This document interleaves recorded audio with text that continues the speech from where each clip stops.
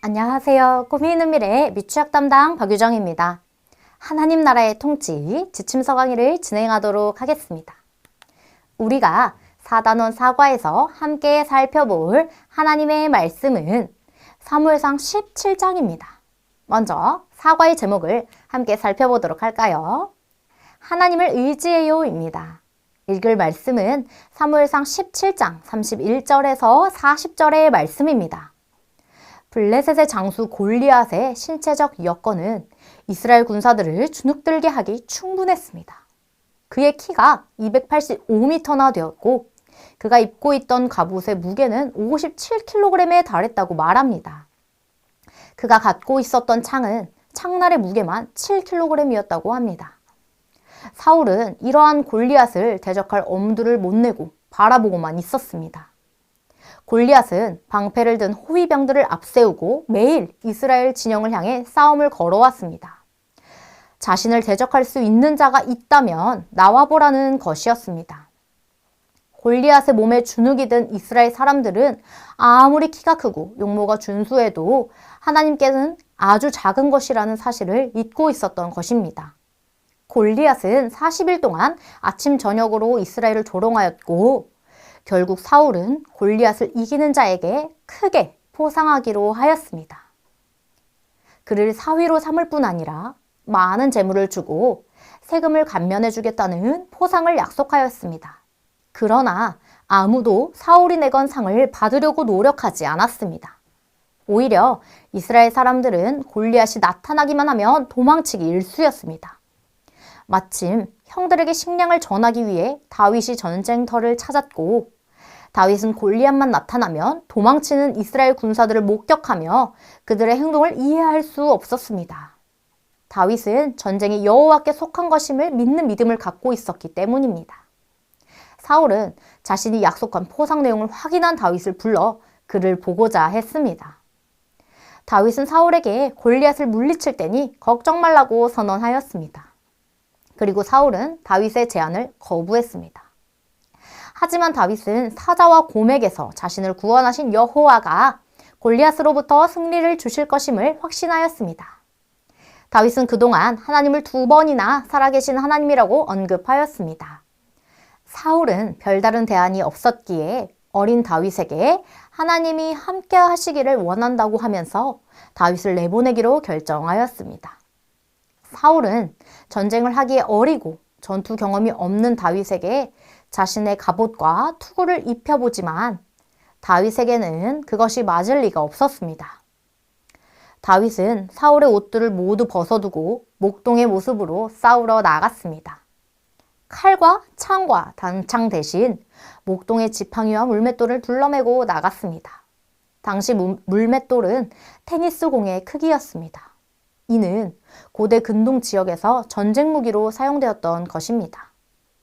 골리앗은 최신식 무기를 갖고 싸우러 나왔지만 다윗은 여호와의 이름으로 그를 대적하였습니다. 다윗의 선언은 앞으로 이스라엘이 어떻게 나아가야 하는지에 대해 묘사해주고 있습니다.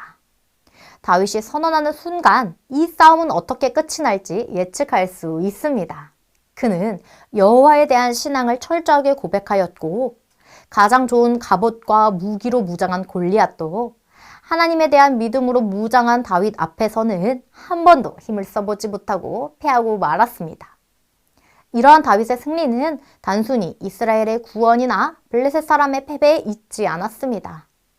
온 세상이 지켜보는 가운데 하나님이 자신의 영광을 드러내신 것에 의미가 있는 것입니다.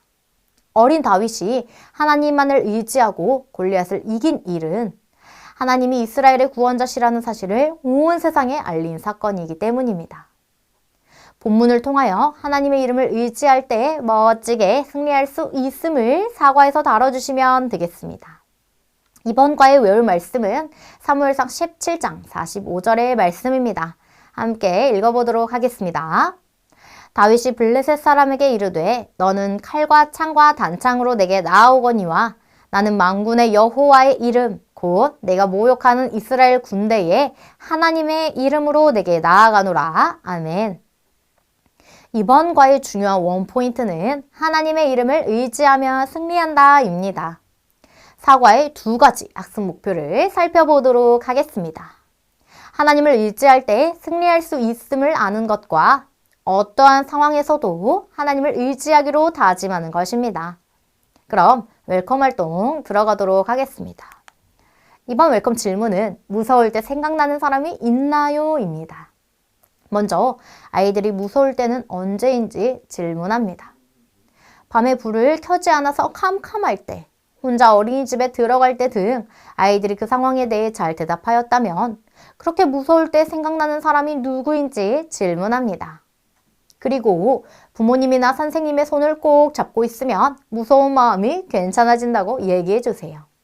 오늘 말씀에서 다윗이 무서운 골리앗을 만났는데 다윗이 무서워하지 않았던 이유는 이분을 떠올리고 이분과 함께 했기 때문입니다.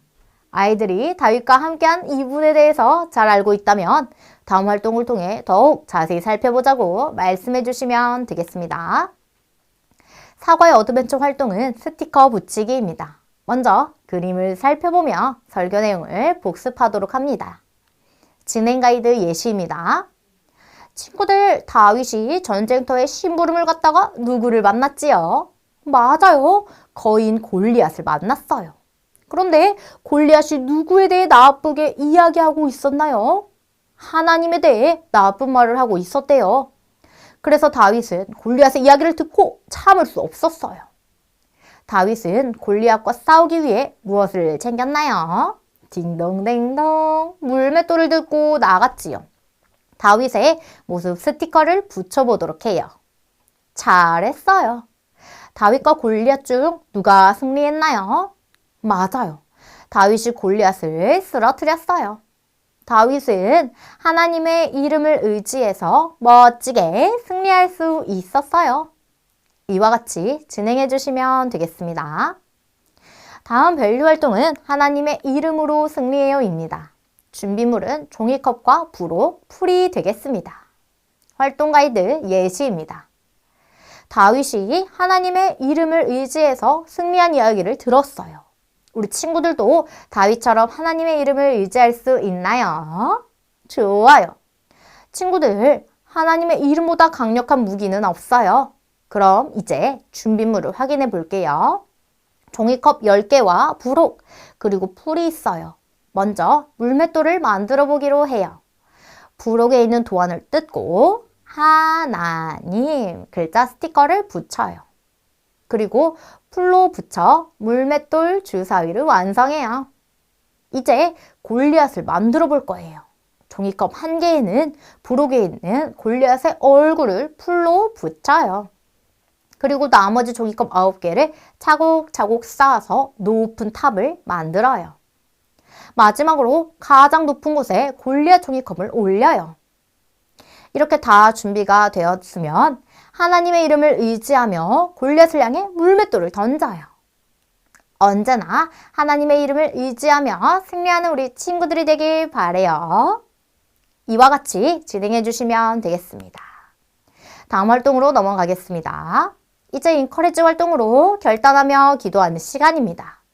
친구들이 선생님을 따라 기도할 수 있도록 천천히 기도문을 읽어주시면 되겠습니다. 함께 읽어보실까요? 하나님을 의지해서 승리한 다윗처럼 나도 하나님만 의지하고 싶어요. 결단문을 읽겠습니다. 무섭고 힘들 때 하나님만 의지하는 내가 될래요. 이상으로 4단원 사과 지침서 강의를 마치도록 하겠습니다. 감사합니다.